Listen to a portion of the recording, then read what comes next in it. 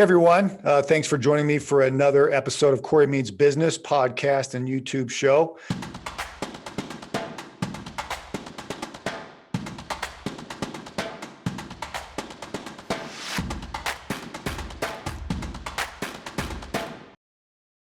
Glad you could join us. We've got a very, very special guest today, which I think is going to be relevant to a lot of you. She's a young entrepreneur, just been started about 6 months now in business. And she makes these really, really cool custom resin designs, different earrings and little miniature skateboards and other custom stuff. You can custom order stuff, right? Oh yeah. Okay, you can custom order stuff from her. So she's got a really cool concept here. She just got launched, as I said. So she's kind of new to marketing and the sales and how to, do the number one thing that business owners we always want to do, which is actually make money at our business. So we're going to walk through some of that with her and give her some tips and advice on that, which I think you guys can benefit from too. So welcome to the show, Ashley, and we're glad to have you. Thanks for joining us. Yeah, thanks so much for having me. All right, so tell us a little bit about your story. So I got in our pre-interview that you've been doing this for about 6 months, been in business 6 months.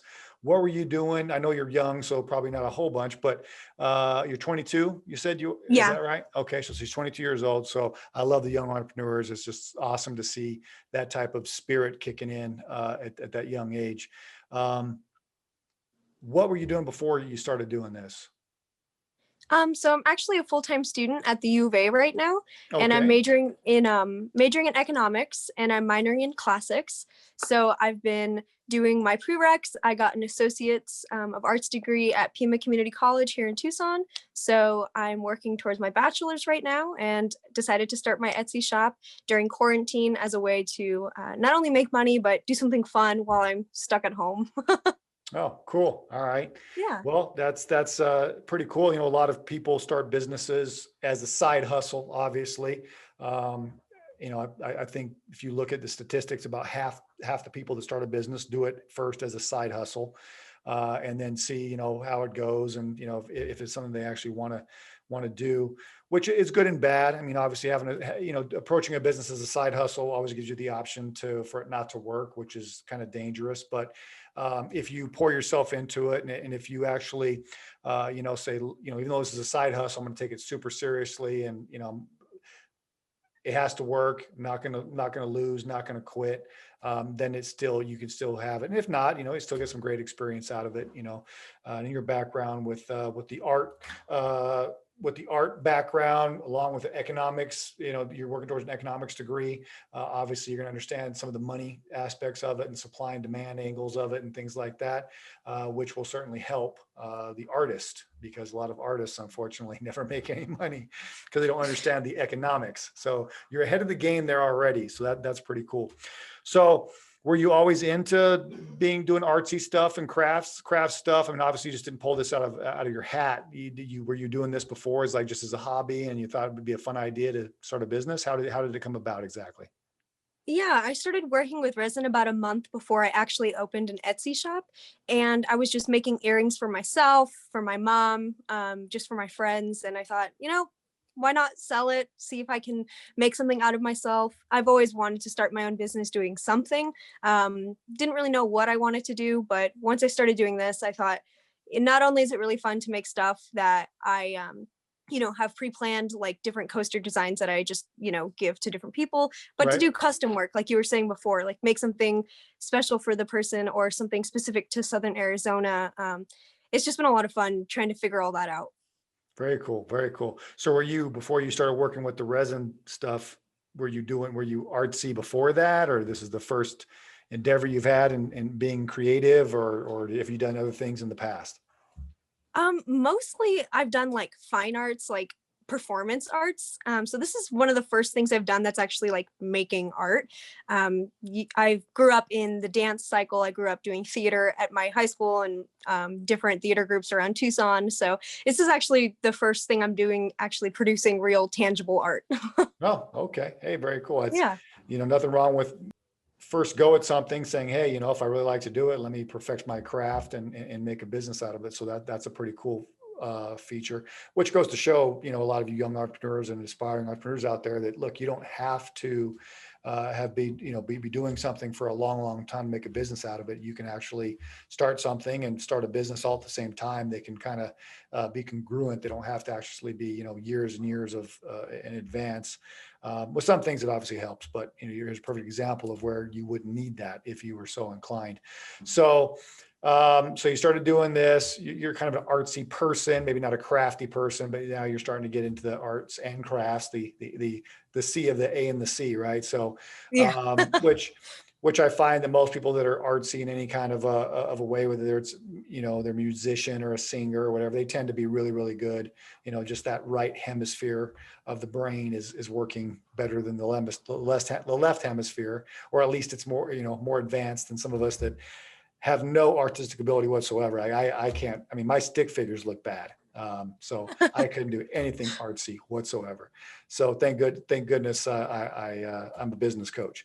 So, all right. So then you say to yourself, you said, well, hey, I think I can make a business out of this. I'm pretty good at it. So you must have made a few things for some friends and some family, and they were like, oh, wow, this is pretty cool. And then you kind of maybe sparked the idea that, hey, I could actually make a business out of this. Is that about right? Yep, that's pretty much how it went. All right. That's typically how it goes, so that's typically how someone that gets to selling, handmade arts and crafts get started. They start out with, making gifts or, things like that. So that's pretty cool. So then you said, all right, I want to make a business out of it. So when you sat down, especially having the economics degree, what was your inspiration for starting the business? Like, how did you say, I'm going to go about how did you choose rather how you were going to go about actually selling this stuff? So I know as a consumer, I've bought on Etsy multiple times. So I was already kind of familiar with that platform from the other angle. And I thought, I might as well list a couple things, figure out the fees for as a seller, see if I could actually make a profit selling a couple things. And within the first week of having an Etsy shop open, I actually got my first sale. And so I was like, hey, that was kind of a really nice reinforcement that I was making stuff people actually wanted. Right. And after that, I just kept making new things, adding more things to my shop. And I've had about 40 different listings since then, interchangeable. Right now I have like about 30 that are active. And, it's been an interesting journey, I guess, so far. I've only been doing this for, like I said, about 6 months, but Right. I think Etsy is a really good, at least starting platform for people who want to start selling their crafts, just because they do have it really easily set up and it's pretty intuitive to figure out. The fees can be a little bit much, but of course that's going to be with anything that you do. Yeah, if you're going to use somebody else's platform, whether it's Amazon or eBay or, something like Etsy or, any one of the online selling platforms, they're going to want their cut. That's Exactly. the price you're paying for being able to use their technology and their sales platform. So, and Right. again, you just have to kind of build that into your price point just so that you say, okay, this is going to be a cost of doing business.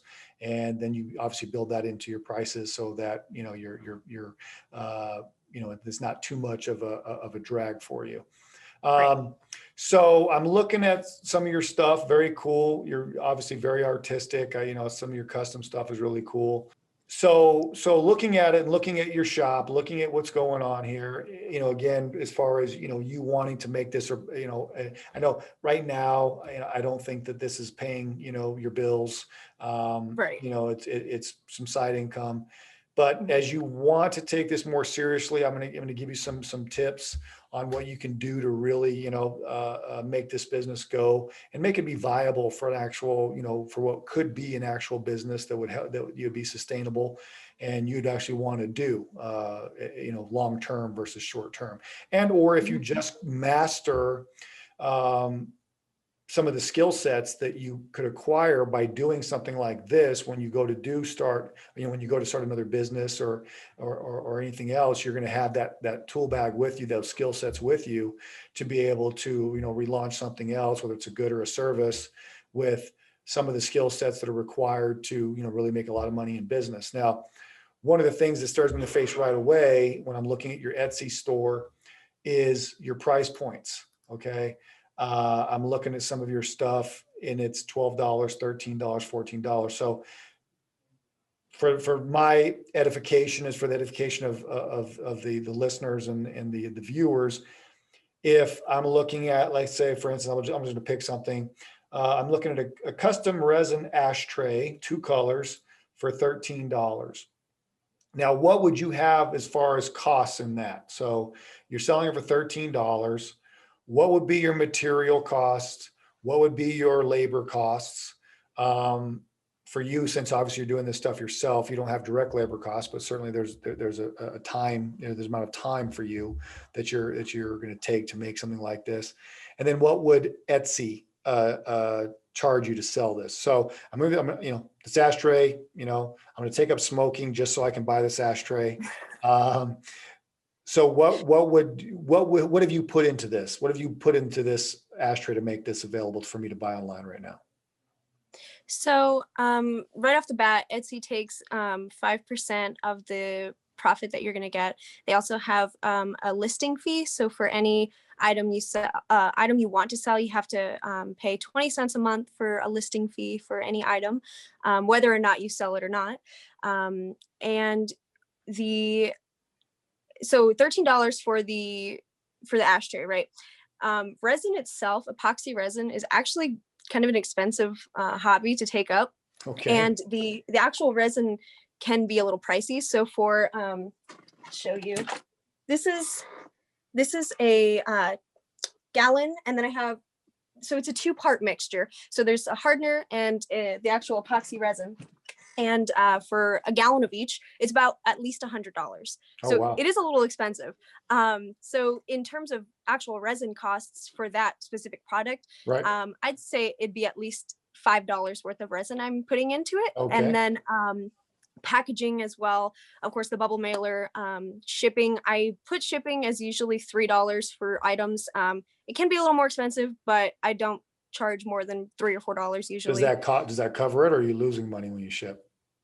I'm losing anywhere from 50 cents to $1. So it's not a huge cut, but it is still a small amount. Okay, we'll call it $1. I mean, at your price point on this stuff, every dollar is going to count. So, right. So $5 for the resin. We'll call it $1 for the shipping, since you're charging the $3. So then your $1 hard cost for you. So you got $6 into it. And then you've got five. Now you said 5% of the sell price, right? So they're going to take 5% of the $13. Okay, which I think is about 75 cents, 65 cents. So then 65 cents. So we'll round up and we'll say about $7 is what it's going to cost you to produce and sell this. Now, how much time did it take you to make it? So it really just depends on the product. So for anything that has just one layer, one color of resin, it's going to take less time just because I only have to do one pour. For 2 colors, or for if I'm sticking something in the resin, I have to wait at least 4 hours between putting layers. So it does extend the time a little bit. So I would say for each pour, it takes at least 30 to 45 minutes. If I'm doing multiple pours, of course, multiply that by the amount of layers or things inside of it. Okay, so this one appears to be, it's that green one, and then it's got some gold flaking around the rim. So it probably took you in real time, I mean the time that you were actively doing it, took you about 1.5 hours to make that then, as you're saying? Yeah, okay. Yeah. So and then I'd say probably 30 minutes. Oh, sorry. I'd say probably 30 minutes in terms of packaging afterward. Smart to put it together. And so probably 2 hours. 2 hours. Roughly. Okay. So if we look at your $13 sales price, we look at you minus your $7 cost price, right? That leaves us with $6. And then it takes you 2 hours to earn that $6, which puts you at $3 per hour. Right. So you see the problem, right? Right. Okay. So, and again, and this is, this is something that she's doing on the side. So she's not paying as much attention as she should or could with regards to the economics, which, this is going to be key for you going forward. The economics of the cost of goods sold, both from a material standpoint and a time standpoint, or a cost of labor. So if she was having someone make this for her, instead of her doing it, she had somebody, a craftsman was making it, or you outsourced it somewhere to have it made, well, then you'd just consider that cost. So, and then you would say, okay, well, if it, you could probably have this made in China or Mexico for the $3 an hour basis, maybe a little bit less, and kind of be about the same. But then you'd had to, if you know your profit. So basically, you would be doing the work, but you'd actually be just selling stuff basically for what it costs you. So Right. the problem is that I don't see there's any potential really to shave labor costs, right? It's not like you could outsource this and get it made for any cheaper. You couldn't hire somebody in-house certainly and get it made any cheaper. And again, even, by the time you paid handling and so forth to get it, even you got it made mass. I mean, if you had it made in mass quantities in some place like Mexico or somewhere like that, I think you could probably get your costs down quite a bit, maybe even to like $1 for labor each piece. Right. Then you have a profit margin of about $4 or $5 for most of your pieces. Because I see this is like a typical piece. You make about $4 or $5. So then you'd have to sell quite a bit to make any money at it, right? Right. So then we talk about marketing. So there's two ways you can go. There's two ways that you can make this business actually financially viable. Okay, one, outsource the labor. Okay, outsource it. And again, the cheapest way to have it made would be have it made in bulk, maybe 1,000 pieces each. But then you're talking about, you're going to need money to be able to do that. Right. If you you're not going to get probably a decent discount until you had some manufacturer out of the country make 1,000 of these for you. So you'd have to take upfront money, and then you could bring it back in, or you could direct ship them from there. But then you're talking about extra shipping costs, so you probably want to bring them back in the country and then ship them out. And then again, you'd be able to make that $4 or $5 per piece like this. But now you're going to have to, obviously ship some serious pieces, maybe, 10, 15 a day. Right. That you'd have to ship out. So in order for it to be like even equivalent to like what you could earn at even a rudimentary beginner's job, right? $11 an hour. To make that $11 an hour, that's kind of like where you'd have to be. So the other thing to make this financially viable is to say, well, that math doesn't work. Let me just go with straight custom pieces that are a lot more expensive. Okay. Something where you're going to be able to say, okay, I've got $10 worth of resin in this thing. I'm going to pay Etsy, $3 to sell it for me. I've got, 5 hours in it instead of 2 hours, but my price is going to be something like $90, $100, right? And everybody's got a different number in their mind about what they want to work for, and it's a myth. People say like, oh, well, don't think about your work as by the hour. You have to think about work by the hour. We live by the hour, right? We all wear a watch for a reason. We all look at a clock for a reason. We all live in the same 24-hour, 7-day universe. There is no escaping it. Now, in my book, Maximize Your Now, which we're going to get you a free copy, and hopefully those of you listening and watching it have read or will read, I break it down very simply. Money is made for all of us the same way. And I don't care if you're Jeff Bezos, me, or a brand new entrepreneur like yourself, we all make money exactly the same way.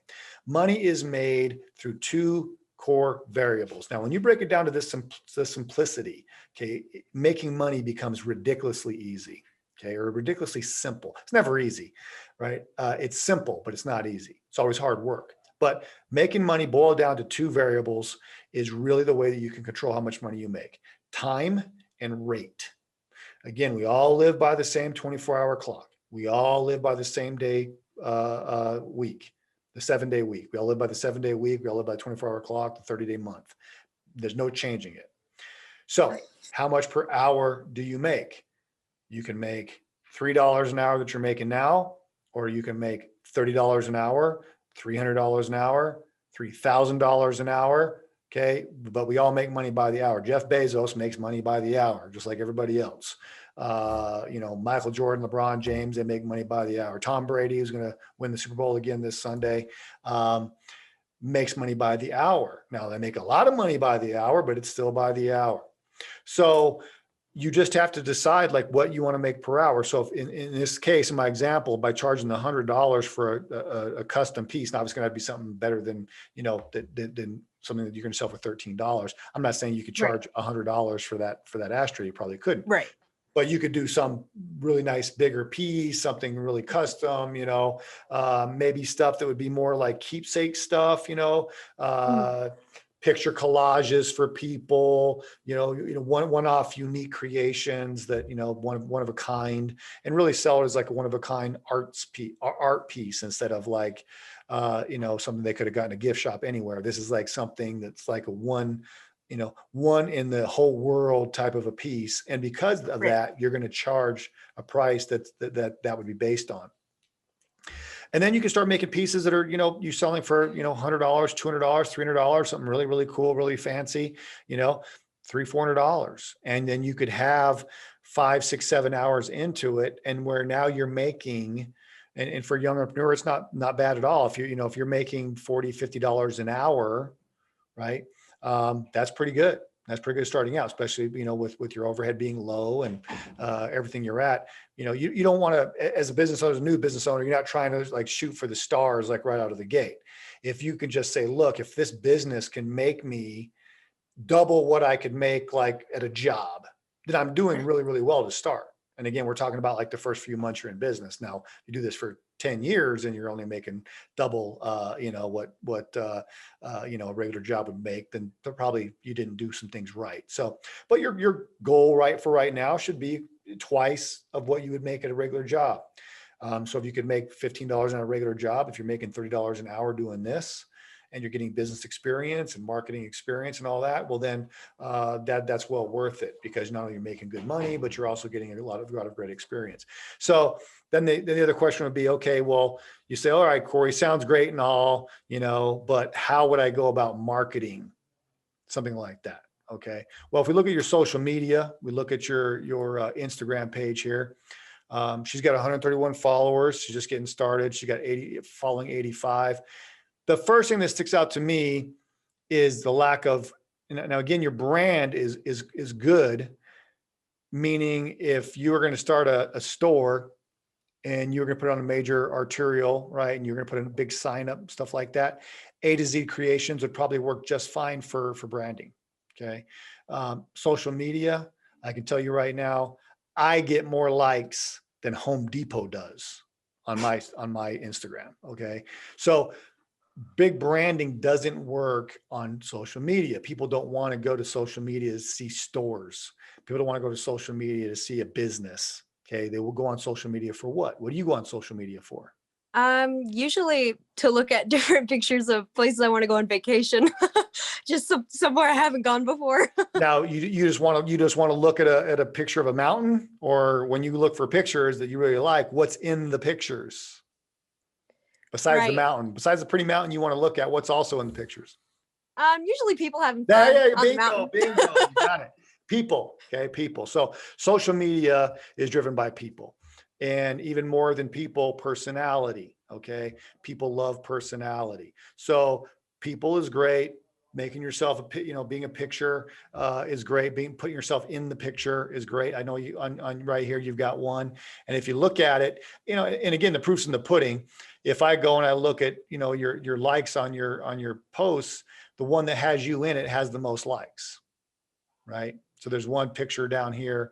It's about, I don't know, eight pictures ago, 8 posts ago, and you put yourself in there as the model, modeling the earrings. Well, that one got the most likes. If I look at the other stuff, it's got half the likes. So right there, you see that your audience, which is your potential customers, right, like you in the pictures. Now, what they would really love is you in a video in the posts, right? So pictures are cool and they do all right, but videos do great. So for instance, you posting you in a video explaining how you made the skateboard earrings, you know, why you chose the design you chose. And this is the reason why I do it with this design, or this was my inspiration for these, right? Talking about your earrings in that particular picture, you're talking about, you're showing the earrings and you're doing a little move saying, look at, you know, this is cool. But imagine how much more traction you would have gotten, how much more visibility you would have gotten had you actually talked about the earrings at the same time. And what was your inspiration? And why did you, what do you like about the design? And what, you know, what made it come to life for you, right? And when we're talking about upping your price point from $13, and let's say we're going to sell these earrings for $40, $50, right? There has to be a higher value that's created based on it. Now art, because especially, you know, specifically art is very subjective, right? If we look at like a, you know, a Rembrandt, okay, or a you know, Salvador Dali, or some piece of art. Well, what creates the value of that, right? On a Rembrandt that's you know, worth $300 million. Like, why is it worth $300 million? And the guy that just painted one that, in my opinion, looks better than that, is that you can't even get someone to take it for free. What's going on? Well, it's subjective, right? It's the subjectiveness of the art. So your arts, when you do art, when you do crafts, stuff like this, always going to be subjective. So the value is going to be subjective. That's why you, as a personality, really have to bring the value to the art. So you have to bring the value to your pieces. You just can't put them up on Instagram and take a picture of them and say, this has this much value. People are going to be like, well, what's that based on? Right. And again, it can't be on the $5 of the resin. Okay. It's got to be on the artistic value of your piece. And case in point for what I'm showing her here, for some of you other entrepreneurs, if you've got a service, you know, which is similar to art, right? What I do is art. Say what I'm doing with her right now is art. So she's saying, you know, geez, Cory, what would you charge me for the advice you're giving me? Well, I would charge you, you know, $2,000 an hour, maybe more, $5,000 an hour for this advice. I'll give it to you for free today, obviously, because we're doing a podcast. But then you would say, well, geez, why were you pulling that number out of your butt? Like, where did you get that you're going to charge me $3,000, $4,000, $5,000 for an hour's worth of your advice? Because I'm the artist. I decide what the value of this is worth. I'm the one that's dictating the service here, right? So when I coach, I decide what the price is, not someone else. And this is another key factor when you decide how to make money, when you decide how to take control of money. You will be the one that decides what you are worth, no one else. And if you let other people decide what you're worth, guess what's going to happen? They're going to decide that you're not worth very much. Okay. That's just a sad fact. So when you allow other people to value you, instead of you dictating the value, people are going to want you cheap. Okay. And you can't be shocked by it. You can't be shocked by people wanting you cheap. That's the law of supply and demand, right? If I feel that what you're offering is in huge supply, well, then it's not in high demand. Therefore, the price is going to be very, very cheap. So you decide what your price is worth. So what is some of the resin creations that you make worth? It's up to you to what they're worth. They can be worth tens of thousands of dollars. You know, it's going to be to you to decide what it's worth. But it's going to be you that's going to decide what value you're going to make it be also. So when I'm coaching people, or, you know, when I'm bringing on a new coaching client, or when a bank is paying me to coach somebody, I'm going to charge a lot of money. And yes, sometimes people go like, oh, wow, geez, holy crap. You know, how much money? Oh, well, geez, where'd you get that from? Here's what I got it from. How much value am I going to bring?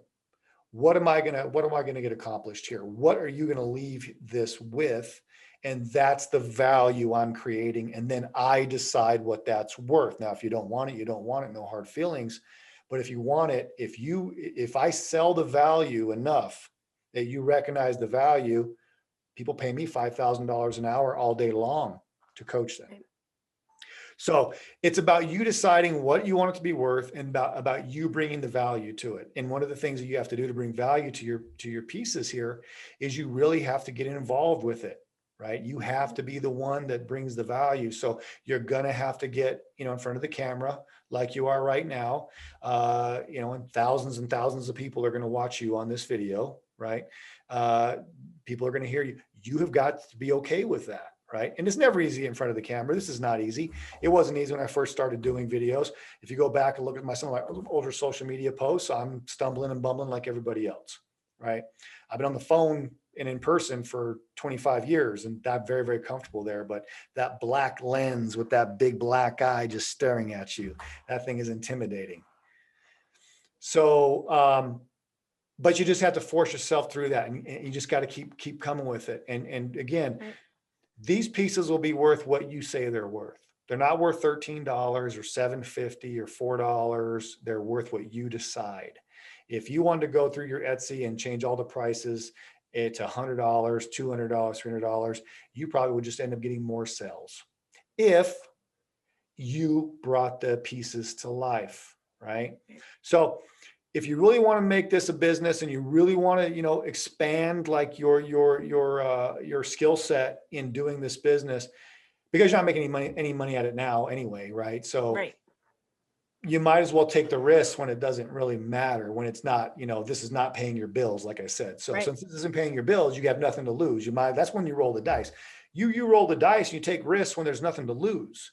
So there'd be no easier time for you to do something like this than now, which is to say, look, I'm going to make some really nice pieces, maybe make 2 or 3 custom pieces, put them out there for sale for, you know, higher dollar figures, and then market off of those, bring the value by doing a video talking about what was your inspiration, you know, what went into it, you know, what you think is really great about it, get people, you know, to engage with the social media so that you get comments and feedback and asking people, what do you like about it? What don't you like about it? And you get feedback, because then you'll get interest, right?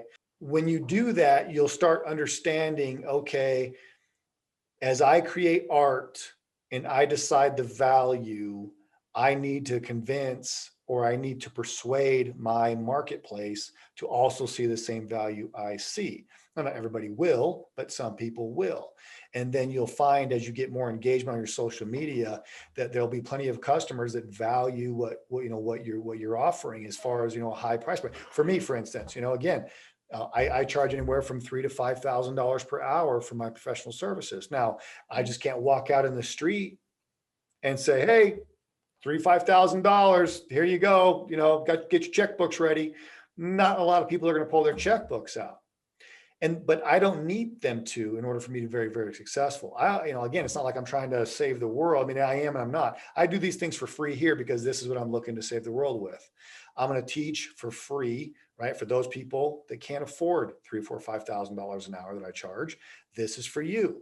And hopefully at some point, by taking this free advice and learning some of these techniques, you can make some money to where you would look back and say, you know what, if I got this guy one-on-one and really, you know, dug in, absolutely, that's worth $5,000. I'll teach you $1 million worth of information for that $5,000, right? You don't need everybody to be willing to pay $300 for a cool piece. You need one person to pay $300 for a cool piece, because guess what? Only one person is going to buy that piece anyway. Right. Right. So what the trick is, or what the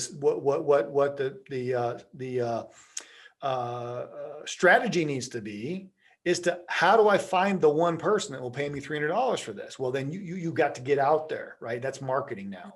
So you got to go, you know, get your marketing. Now, as far as some easy trick marketing things that you could do to really get some exposure, because I know you're working with a limited budget.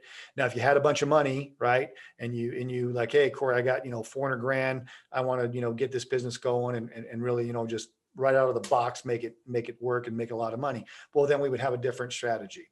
But for someone in your situation with very, very small budget, basically you got you as the resource, you've got to make the most out of doing free stuff. Now, putting yourself in these posts and doing videos of you showing off your stuff is going to be huge for further engagement. Then I see that you're only following 85 people. Now, the great thing about some of these social media platforms at the free level is Instagram will let you fall up to 7,500 people, right? So you've got a long ways to go to follow people, 7,500, right? So you've got like 7,425 that you can, or 15, excuse me, math is wrong, that you could go get. If you pick people who have similar interests to you to follow, and not just follow, don't follow stars and the Kardashians and all that crap. Right. because they're not going to follow you back. They're not going to engage with you. So if you go follow people that are going to engage with you, if you follow people that share the same interests you do, maybe they're into resin, maybe they're into arts and crafts, maybe they're into Etsy. I mean, whatever they're into, that's going to align with what your business is, right? Then they're much more apt to follow with you and engage you. Also too, following them and then liking some of their posts, maybe commenting on a post, will get them a much greater chance of them following you back. And then you'd be able to build the followers. So right now you have 131 followers. It'd be very easy for you to go out there and get 5,000-6,000 followers and build your audience. Once you have a 5,000-6,000 follower audience that's highly engaged because you picked right, okay? Now think about when you post a video and a new piece and you make it this big production and you really play it up, how many views you're going to get, how many likes, how many shares, how many saves. And again, if we're talking about the one person to spend $300, I have a much greater chance of finding that one person if I have 5,000 people watching it or looking at that versus 14, right? We're playing a numbers game at that point. So marketing is about a numbers game. That's an intelligent numbers game, but it's a numbers game. You have to play the marketing game as an intelligent numbers game. I'm not trying to sell everybody I get in front of. I'm trying to get in front of the right people that would have a interest in what I'm doing. Then the numbers will come out. So every 5,000 people you get in front of on social media that are targeted, that have shared interests, they're into what you're doing and what you're selling. Well, now there is going to be that one person in that list of people that are watching your video that is going to be like, you know what, that is really cool. I got to have it. And now they'll go to your Etsy and they'll pay the $300 and you made some money and they get this cool one of a kind piece, right? And that's how you build the value. So for me, for instance, when I sell my coaching or when I do coaching, again, I've got to get this message out in front of a lot of people. Not everybody's going to contact me, but if I get this message out, this video goes to, 10,000, 20, 30,000 people watch this video, I guarantee my inbox is going to have 1 or 2, 3 people in there saying, hey, can you coach me? I'm absolutely willing to pay that $5,000 an hour. Right. That's how it works. So you have to expand your marketing audience. And for a small business owner like you that's getting started, it's super easy. So here's what I recommend. Again, putting yourself in the videos, getting it really personal, selling the pieces, make 2 or 3 really, really high-end pieces, and then really put it on there and really sell it. Go follow, right? 7,500 people that would be your perfect customer, okay? Understand who your perfect customer would be. Who is the perfect customer? Who is someone that would buy what you're selling? That's who you want to go follow. What are their interests? What do they like? One of the easiest ways to do it is clear with Etsy, you're able to sell everywhere, right? So the people that buy your pieces, they come from anywhere, right? You don't got to be just in Tucson, Arizona or Arizona. They could be anywhere around the country. So you don't need to target Tucson specifically. What you need to target is people that like resin artwork. Okay. So you would go, for instance, to, let's say, one of your suppliers, like one of your resin suppliers, or you would go to, hashtag, Resin Creations. I don't know if there's such a thing, but I'm sure there is. There's got to be like a little community around the resin artwork, right? Clearly they sell the stuff. So people are making resin artwork. And so you would go to those places and then you would follow the people that follow the people like you. You see what I'm saying? Right. That's how you would get the perfect followers, and then engage with them and they'll follow you back. They'll interact with you. So that's going to make your Instagram page blow up. You can do the same exact thing on Facebook. As far as the Z Creations, I would change this to you. I would change this to Ashley Zambos, owner of Z Creations. Okay. So that it's a personal brand, which again plays way better on social media than a business brand. A picture of you instead of this logo. It's a cool logo. There's nothing wrong with their logo, but that doesn't play well. There's nothing wrong with Home Depot's logo, but I get more likes than Home Depot does when I post something, because people, for some reason, like my ugly face and what I have to say more than they like Home Depot's logo, right? So that's the why, because it's the personality that comes through. So put your personality on your social media, put your personality in the posts, sell your stuff, rebrand as Ashley, owner of Z Creations instead of A to Z Creations, right? Mm. And then go follow all those people, get the engagement. Once you do that, raise your prices, make things just straight custom, make them nicer, and Mhm. sell them for a much higher dollar to where you can make some money. Just that those two exercises alone is going to open your eyes up to how powerful online marketing really is and how easy money is to make, or how simple money is to make if you understand how to do it. Again, the two things, I'm not sure if I even finished that thought. The two things that go into making money: time and rate. That's it. How much time do you spend doing something and what do you charge? Now, I could coach for 10 hours a day and I could charge $20 an hour. If I coach for 10 hours a day and charge $20 an hour, I'd make $200. That's it. Or I can coach for 6 hours a day and charge $5,000 an hour and I've made $30,000. So I make Right. $200 or I make $30,000, right? I decide. Right.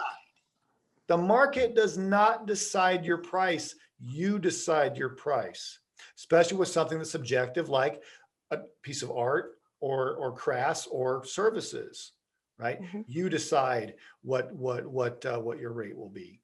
You bring the value, nobody else. Those earrings could be priceless. They could be like a Rembrandt, but you're going to decide that. Okay. Otherwise, you got to die, and then the art world has to decide it. 500 years after your death. You don't want that. Right. How long has Rembrandt been dead? I don't even know. I'm not an art major, by the way, so I don't know. I know some of the nice artists. I've got some Salvador Dali pieces myself. That's why I like those Sal. But that's the way to really grow your business and your brand, and that's the way to actually make some money at it, and really to learn, what marketing is. And I can tell you, multi-million-dollar businesses can be built on just a few of these things I've taught you in this 40 minutes we've been together here. I mean, Right. multi-million-dollar businesses can be built with these strategies. It doesn't take, you don't need to have hundreds of thousands of dollars to start your business. You don't need hundreds of thousands of dollars to market. What you need proven strategies and a proven a method and a great strategy to be able to control the marketplace, to be able to control that second factor that is the rate. The time is you how much time as you want to put into it, you can, right? You work 5 Right. hours a day, 3 hours a day, 10 hours a day, 15 hours a day. It's up to you, but it's the rate that you also want to control, because if you don't control the rate, you can end up working really, really hard and really, really long and not making much money. You have to be able to control the rate end of it. And most people never take control of the rate. They take control of the time, right? So when we talk about, when I talk about the two variables that go into making money, time and rate, people take control of the time always. I'm going to work 6 hours today. I'm going to work 8 hours today. I'm going to work 9 hours today. That's easy to take control of that. What they don't take control of very often is the rate. They allow someone else to decide what the rate is, and that other person is always going to make the rate low. That's just human nature. You can't blame them for it. You can't be angry at them. You just have to understand how it works so that you take control of the rate. You Right. decide what you're worth, nobody else.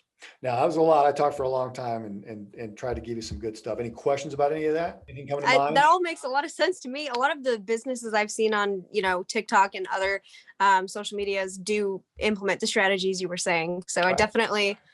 I see that working out for a lot of people, and I will try to put myself more in the videos. First step, right? Good, First step. good. And I'll kick you back an email with just bullet points of what these strategies are, because I know as we, Perfect. you're Thank you gonna, so what much. do you say about that and what do you say about this? So I'll send you Right. a really cool email that'll just say, okay, here are the steps you want to take.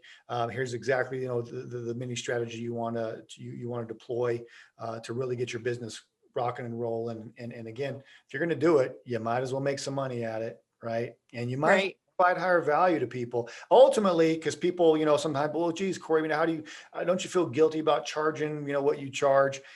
And I answered, I laugh, I giggle, and I say no, because it's up to me to bring that much value to people. Now, if I Right. don't bring the value, well, then yes, I've cheated somebody, and that's Right. not okay. So if I'm going to charge you $5,000 for an hour of my time, I better bring $5,000 worth of value. As a matter of fact, in my book, I better bring at least double that, triple that. And I like to bring way more than that. I like to bring, I charge you $5,000 for something. I'm going to bring you $200,000 or $300,000 worth of value. That's the way I work. Okay. So with the advice I've given you here in the email I'm going to send you, you're going to have the tools that you can go out and you can make this business do $100,000, $200,000 a year in revenue. Right. And then from there, you can then, once you have money, once you have resources, well, now you can start doing some paid advertising instead of just Right. the social media trick. And then that's when you can actually, and then you can also outsource the work. And, you know, there's other things that you can do to scale. Right. So once you have your business to a certain point for you, again, if you're making $100 an hour, you know, you can then scale, right? Because you don't need the $100 Right. an hour to live, you know, that more than pays your bills, which means now you have extra money that you can reinvest back in the business to be able to scale the business. Now, scaling is different. What we're talking about, launching, you know, a brand new business, and, you know, a solopreneur, how a solopreneur can make their time worth at least $100 an hour, $200 an hour, and then you got to scale from there, right? So. Right. I loved having you. We could go. You know, I always tell Amelia, man, I got to cut myself off. So I could go on and on and on and on. I love to teach. It's just my passion. I love to do it. So I hope you got a lot of value out of our session. I know our listeners and the viewers really did. Your story is inspirational. It proves to everybody that's watching and listening that, hey, it doesn't take a lot of money. It doesn't take a lot of time. It doesn't even take a lot of experience. Like, you just started making this stuff and just say, I'm gonna make a business out of it. So you are the inspiration for a lot of people. Just the courage to just jump, just do it, right? You just do it. And if, again, you got to do it as a side hustle at first. So it's not, if it doesn't work out, that, you know, you don't lose your home and your car and all that stuff. Right. You know, it's riskless. Well, then you can really take some big risks, which is great. So, Ash, I wish you nothing but the greatest success on your journey. I've followed you on social media. Follow me back so you can get, you know, some more of these tidbits. And I really enjoyed having you. And I'll send you that email. Thank you so much for being on the show. Thanks so much, Cory. I had a really great time. And I also followed you already. So Perfect. right there. Beautiful. There you go. And everybody, please share this. I mean, obviously you see what she's trying to do here. If we put this out here, a lot of people, and if you're watching this, listen to this, go follow her. It's A to Z Creations, all one word for now, but it's also going to be Ashley and A to Z Creations. And go give her a follow, give her some likes. She'll do the same back. Help her build her community. She'll help you build yours. And so will I. And that way, you know, the more we share this, the more we get this message out to people, the better off a lot of people are going to be. So really help us do that. It's much appreciated. So like, subscribe, share wherever you see this. It'll help me. It'll help her. It'll help you. Everyone gets help. It's a win situation. So, all right, Ashley, thank you so much. Thanks so much, Cory. Have a good day. You too. Bye-bye.